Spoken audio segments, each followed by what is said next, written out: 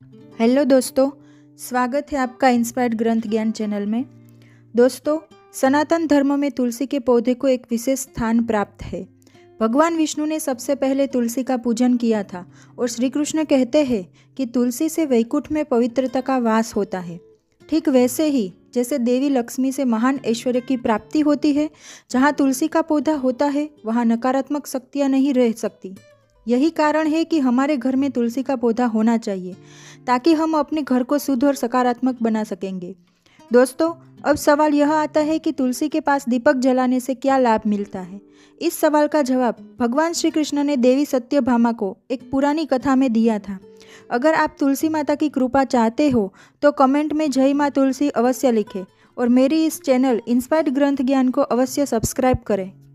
एक बार देवी सत्यभामा ने श्री कृष्ण से पूछा कि हे स्वामी, आपने हमें तुलसी को जल देने का महत्व तो बताया है, लेकिन तुलसी के पास दीपक जलाने का क्या महत्व है। भगवान श्री कृष्ण ने उत्तर दिया, हे देवी, इस सवाल का जवाब देने से पहले मैं तुम्हें एक पुरानी कथा सुनाता हूँ। इससे सुनने से तुम्हारे सभी सवालों का जवाब मिलेगा और तुम्हें दीपक जलाने के ज्ञान का लाभ भी मिलेगा।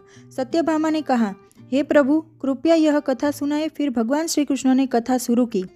बहुत समय पहले दक्षिण दिशा में तुंगभद्रा नदी के किनारे हरिहरपुर नामक नगर बसाया था। वहाँ एक ब्राह्मण रहते थे, हरिदीक्षित, और वो बहुत धर्मपरायण थे। उनकी पत्नी का नाम धारा था और उसके कर्म भी उसी नाम के अनुसार थे। वो हमेशा अपने पति का अपमान करती थी और उसे गोवा कहकर बुलाती थी। वह अपने पति को बहुत दुख देती थी, उसके लिए कभी भोजन नहीं बनाती थी और कभी प्रेम से बात भी नहीं करती थी। उसने कभी भी अपने पति के साथ सामान्य व्यवहार नहीं किया था। जब पति के मित्र और परिवार के सदस्य घर आते थे तो वह उन्हें भी अपमानित करके भगा देती थी। वह स्वयं हमेशा व्यभिचारी स्त्रियों के साथ घूमती रहती थी। उसका मन अपने पति से हटकर पराये पुरुषों में लगा रहता था। वह कभी भी अपने पति से प्रेम से बात नहीं करती थी। एक दिन हरिदीक्षित ने अपनी पत्नी से कहा, हे भद्रे, तुम्हारा यह चाल चरण ठीक नहीं है। ऐसे पाप करने से तुम्हारा ही अहित होगा। कृपया ये सब बुरे काम छोड़ दो। तुम्हारे ऐसे व्यवहार से मुझे बहुत दुख होता है। इस पर उसकी पत्नी ने क्रोध में कहा, ना जाने किस पाप के कारण मेरा विवाह तुम जैसे भिखारी से हुआ है। लगता है पिछले जन्म में मैंने कुछ पाप किए होंगे, जिसके कारण मुझे ऐसा गरीब पति मिला है। मजबूरी में मैंने तुम जैसे गरीब से विवाह किया, लेकिन अब जो तुम्हें छोड़कर किसी धनवान व्यक्ति से विवाह करूंगी। तब हरि दीक्षित ने उत्तर दिया कि प्रिय, ऐसा मत कहो। अपने पति को छोड़ने का विचार मन से निकाल दो। जो स्त्री अपने पति को छोड़कर पराये पुरुष के पास जाती है वह अपना अहित करती है और उसे नरक में जाना पड़ता है। उसकी पत्नी ने क्रोध में कहा कि नरक में तुम्हें जाना पड़ेगा, क्योंकि तुम कोई काम नहीं करते थे, भीख मांगते हो और मुझे भी मजबूरी में भीख का खाना खिलाते रहते हो। जो पति अपनी पत्नी को सुख नहीं देता वो नरक में जाता है। तुम्हारे साथ इस घर में रहना नरक से कम नहीं है। इस प्रकार उसी स्त्री ने हरि दीक्षित को कई कटु वचनों से अपमानित किया और उनका अनादर किया। फिर भगवान श्री कृष्ण कहते हैं कि जो स्त्री अपने पति का अनादर करती है, अपमान करती है, उसके घर में हमेशा दुर्भाग्य आता है। पति को छोड़कर पराये पुरुष के पास जाने वाली स्त्री को नरक में दंड भोगना पड़ता है। एक दिन वह स्त्री एक पराये पुरुष के लिए जंगल में एक वृक्ष के नीचे खड़ी थी।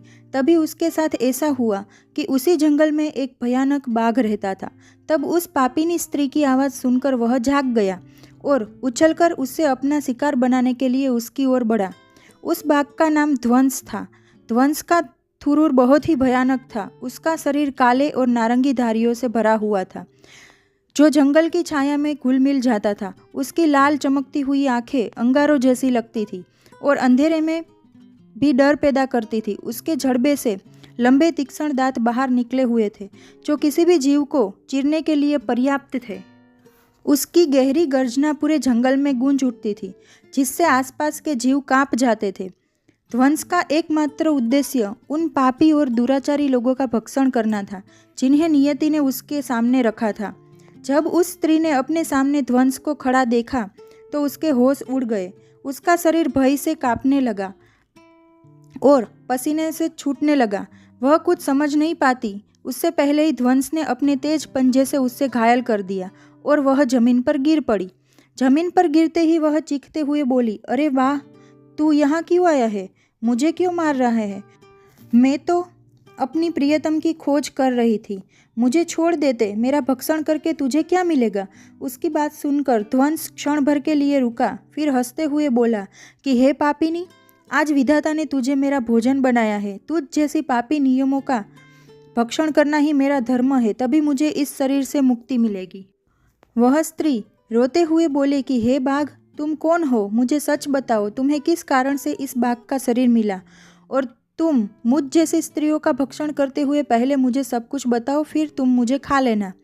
ध्वंस ने कहा, हे पापिनी, मैं तुम्हें मेरे पूर्व जन्म की कहानी सुनाता हूँ, जिससे तुम्हें समझ आएगा कि मुझे बाघ क्यों बनना पड़ा। वह कहने लगा, प्राचीन समय में दक्षिण देश में एक अमलाकाह नाम की पवित्र नदी बहती थी। उस नदी के किनारे मुनि परिणाम की नगरी बसी हुई थी।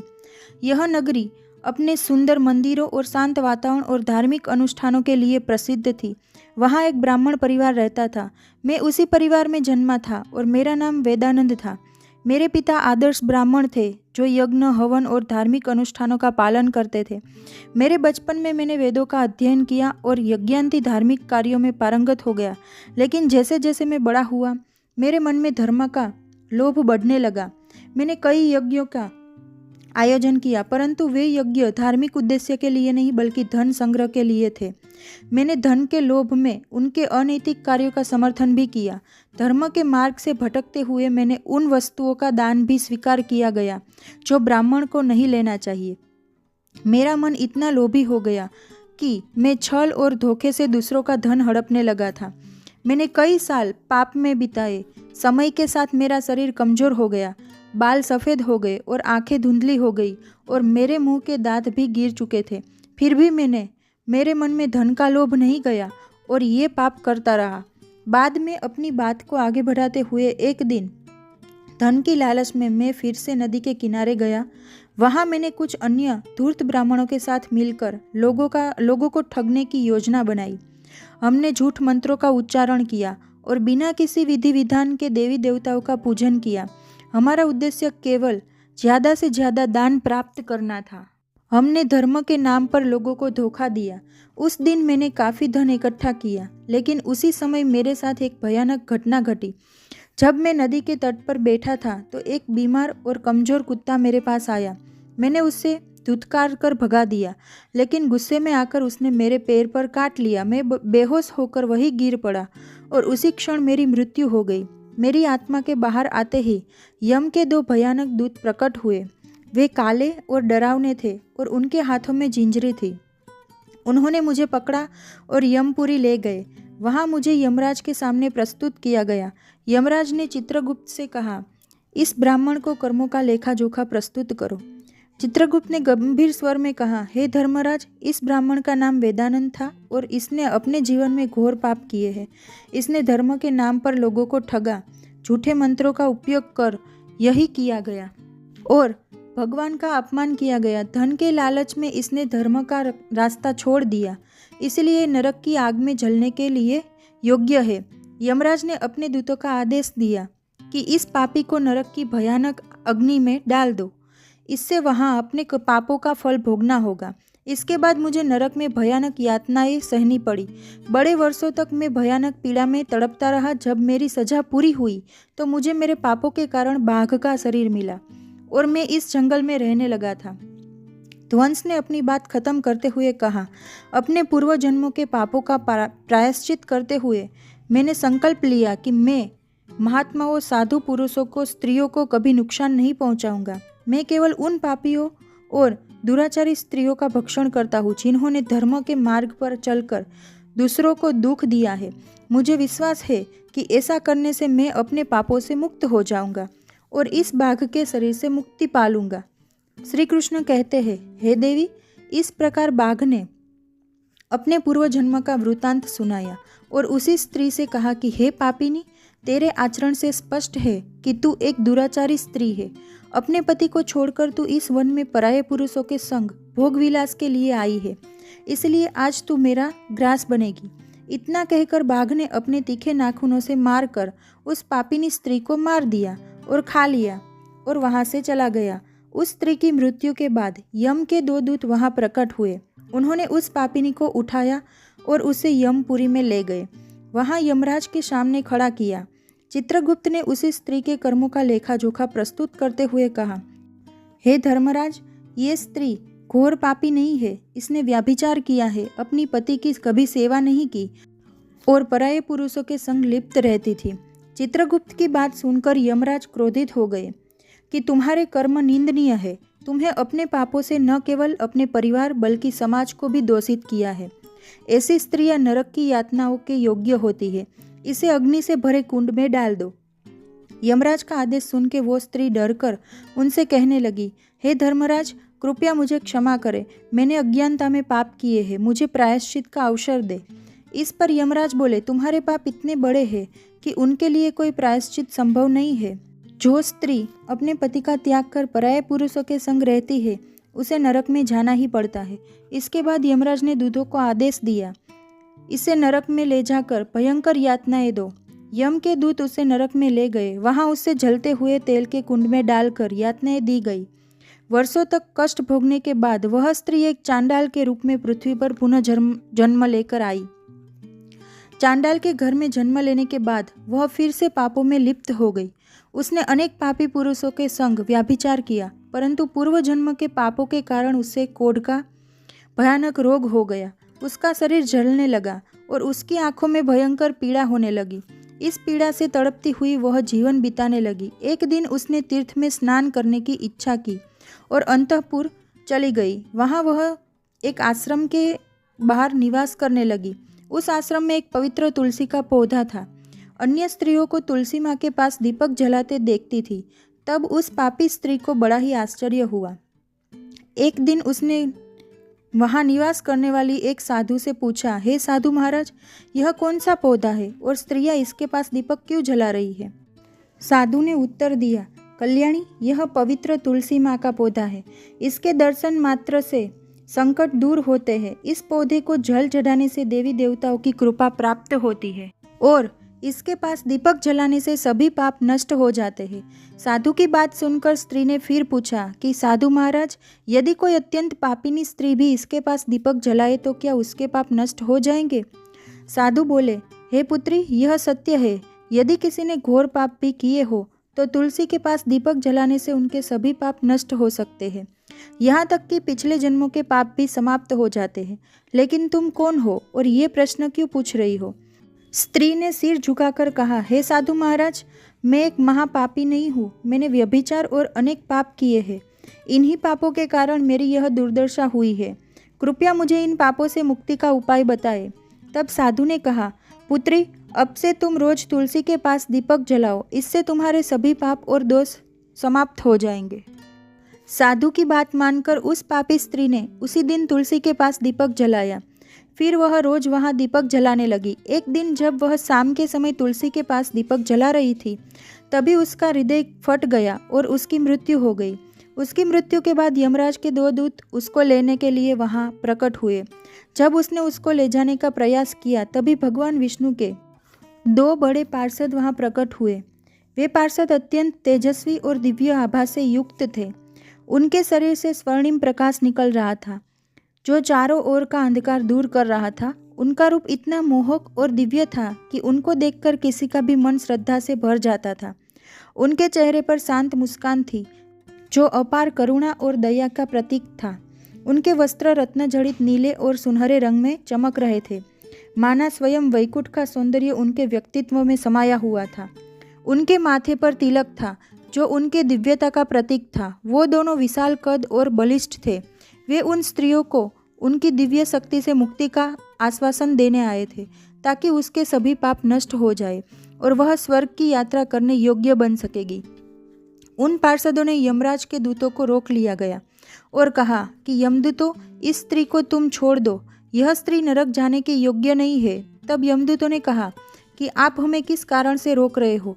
यह स्त्री अत्यंत पापी है और इसको नरक में जाने की आज्ञा मिली है। तब भगवान विष्णु के पार्षद मुस्कुराए और बोले, हे यमदूतों, तुम सत्य बोलते हो, लेकिन इस स्त्री का एक पुण्य भी है जिसने इसके समस्त पापों को मिटा दिया है। क्या तुमने नहीं देखा कि उसने अपने जीवन में संध्या के समय तुलसी के पास दीपक जलाया था?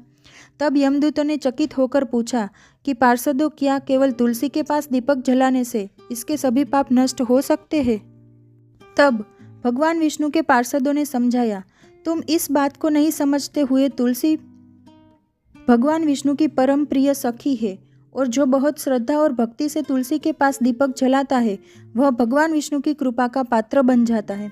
संध्या के समय दीपक जलाने का पुण्य अनंत गुना बढ़ जाता है, और यह केवल ना उसके पापों को नष्ट करता है बल्कि उससे स्वर्ग का अधिकारी भी बनाता है। इस स्त्री ने सच में मन से तुलसी माँ का पूजन किया और दीपक जलाया है, इस कारण उसके सारे पाप जलकर राख हो चुके हैं। अब यह नरक जाने के योग्य नहीं है। यमदूतों ने हाथ जोड़कर कहा, हे पार्षदों, आप सत्य कह रहे हैं, हमें इसकी भक्ति के बारे में जानकारी नहीं थी। यह भगवान विष्णु की प्रिय भक्त है, तो इससे हम कैसे नरक ले जा सकते हैं? तब भगवान विष्णु के पार्षदों ने मधुर स्वर में कहा, इसलिए यमदूतों, अब तुम लौट जाओ। इस स्त्री ने तुलसी माँ की सेवा की है और दीपक की रोशनी में अपने सारे पापों को भस्म कर चुकी है। अब इससे विष्णु लोक में ले जाया जाएगा, जहाँ इसका स्वागत होगा। यह अब स्वर्ग की अधिक है। यह सुनकर यमदूतों यमलोक वापस लौट गए। वहां जाकर उसने यमदूतों को सारा वृतांत सुनाया। फिर भगवान विष्णु के पार्षद उस स्त्री को दिव्य विमान में बिठाकर स्वर्ग लोक ले गए। भगवान श्री कृष्ण कहते हैं, हे देवी सत्यभामा, इस प्रकार से तुलसी के पास केवल दीपक जलाने से ही मनुष्य के सभी पाप नष्ट हो जाते हैं। जो स्त्री रोज शाम तुलसी के पास दीपक जलाती है वो सौभाग्यशाली होती है। उसके सभी पाप नष्ट हो जाते हैं और उससे सुख समृद्धि मिलती है। तुलसी माँ के पास दीपक जलाते समय यह मंत्र बोलना चाहिए, ओम तुलसी देव च विद्महे विष्णु प्रिया च धीमहि तन्नो वृंदा प्रचोदयात। श्री कृष्ण कहते हैं कि तुलसी का एक पत्ता जलाने से वह पुण्य मिलता है जो 10,000 गोदान से मिलता है। जो व्यक्ति की मृत्यु समय तुलसी पत्ता का जल ग्रहण करता है वह पापों से मुक्त होकर श्री कृष्ण के धाम जाता है। तुलसी के पास दीपक जलाने से नकारात्मक ऊर्जा समाप्त होती है और सकारात्मकता का संचार होता है। यह आध्यात्मिक वातावरण को शुद्ध करता है और घर में देवताओं की कृपा को आकर्षित करता है। दीपक का प्रकाश अज्ञान को समाप्त करता है और ज्ञान की ज्योति को प्रज्वलित करता है। जब व्यक्ति तुलसी के पास दिया जलाकर आरती करता है तो भगवान विष्णु का ध्यान सरलता से प्राप्त होता है और इसका प्रभाव ध्यान और एकाग्रता पर पड़ता है। दीपक जलाने का सबसे शुभ समय सूर्यास्त होता है। इस समय तुलसी की आरती और भगवान विष्णु का स्मरण करने से पुण्य प्राप्त होता है। संध्या के समय ओम नमो भगवते वासुदेवाय नमः मंत्र का जाप करें। यह घर की नकारात्मकता को दूर करता है और भगवान विष्णु की कृपा प्राप्त करता है। तुलसी के पास दीपक जलाने से आत्मा की शुद्धि होती है और पापों का नाश होता है। इस उपाय से जीवन में सुख, शांति और समृद्धि बनी रहती है। दोस्तों, वीडियो का उद्देश्य मात्र आपको अच्छी और बेहतर सलाह देना है। इस वीडियो में हम किसी भी प्रकार का कोई दावा नहीं करते हैं और तुलसी माँ के पास दिया जलाने से क्या होता है, ये जानकारी आपको अच्छी लगी हो तो अपने लोगों के साथ शेयर करना, कमेंट करके बताना और वीडियो को लाइक करना, और कृपया मेरे इस चैनल को सब्सक्राइब करना मत भूलना। मिलते हैं एक नई वीडियो के साथ। धन्यवाद।